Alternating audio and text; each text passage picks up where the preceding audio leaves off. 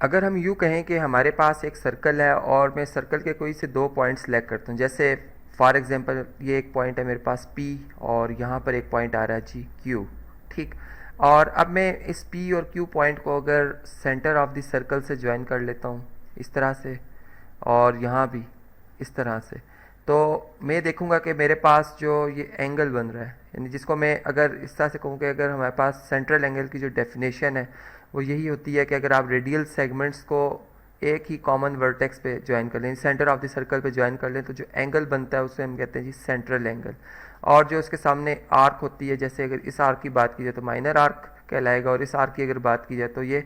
Major arc कहलाएगा। अब मैं ये कहता हूँ कि अगर फर्ज करें हमने जैसे P और Q पॉइंट को ज्वाइन किया, इस तरह से वो सेंट्रल एंगल बना। अब हम कहते हैं एक और हम पॉइंट सेलेक्ट करते हैं यहाँ पर, फॉर एग्जांपल ये हमारे पास A पॉइंट है और ये हमारे पास B पॉइंट है, और मैं इसी तरह से अब इन दोनों पॉइंट्स को जो है वो सेंटर ऑफ द सर्कल से ज्वाइन करता हूँ। इस तरह के मेरे पास ये रेडियल सेगमेंट आ जाएगी एक। इसको थोड़ा सा और प्रॉपर बनाते हैं ताकि यहाँ पर इस तरह से ये हमारे पास एक रेडियल सेगमेंट आ जाएगी, और इसी तरह ए को इस पॉइंट से ज्वाइन किया जाए तो ये एक रेडियल सेगमेंट आ जाएगी। अब यहाँ पे जो एंगल बन रहा है, फ़र्ज़ करें ये भी सेंट्रल एंगल, और अगर ये एंगल बिल्कुल इस एंगल के बराबर हो जाए, यानी फ़र्ज़ करें अगर ये एंगल जो है हमारे पास 70 डिग्री का था, तो ये एंगल भी अगर 70 डिग्री का हो, तो चूँकि एक ही सेम सर्कल की बात करें, तो फिर ये जो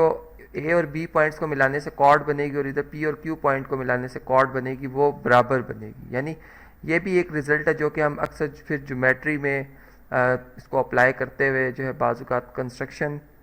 यानी कोई ट्रायंगल की कंस्ट्रक्शन, या हम जिस वक्त कोई यानी कि हमने अगर कोई पॉलीगॉन बना हो तो यहाँ पे ये भी कंडीशन हम उसमें इस्तेमाल कर सकते हैं। चलें जी, अब इसी बात को मैं इस तरह से भी कह सकता हूँ कि अगर जैसा मैंने कहा ए बी पॉइंट हम डिफरेंट पोजीशन पे लें, अगर ये होता कि ए पॉइंट पी पॉइंट के ऊपर कोइंसिडेंट होता और जो क्यू पॉइंट है वो बी पॉइंट के साथ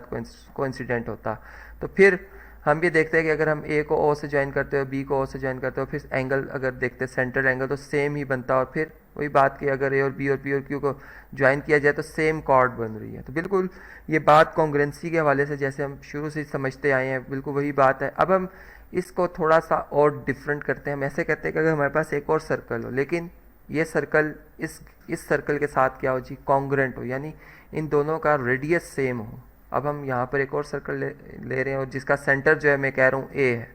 ठीक। और अब मैं ये कहता हूँ कि अगर मैं इसके भी दो कोई से पॉइंट सेलेक्ट करता हूँ, जैसे फॉर एग्जांपल मेरे पास M पॉइंट है, मेरे पास ये N पॉइंट है, ठीक। और अब मैं इनका अगर सेंट्रल एंगल लेता हूँ इस तरह से कि इन दोनों पॉइंट्स को सेंटर ऑफ द सर्कल से ज्वाइन कर लेता हूँ, तो मेरे पास ये सेंट्रल एंगल बन रहा है, जिससे मैं कह देता हूँ कि ये मेरे पास एग्जैक्ट उतना ही है जितना कि यहाँ पर था। तो अब जो कॉर्ड्स बनेंगी वो भी बराबर बनेगी। अब ये हमने प्रूव करना है कि ये कॉर्ड जो हमारे पास पी क्यू है और यहाँ पे जो कॉर्ड एम एन है, ये इस केस में बराबर है, कॉन्ग्रेंट है। कैसे कॉन्ग्रेंट शो कर सकते हैं? इसके लिए जैसे हमने देखा कि हमारे पास दो ट्राइंगल्स बन रही हैं। अब हम इन दोनों ट्राइंगल्स को जो है इनमें 1-to-1 कोरस्पॉन्डेंस लेके इनको स्टडी करते हैं। जैसे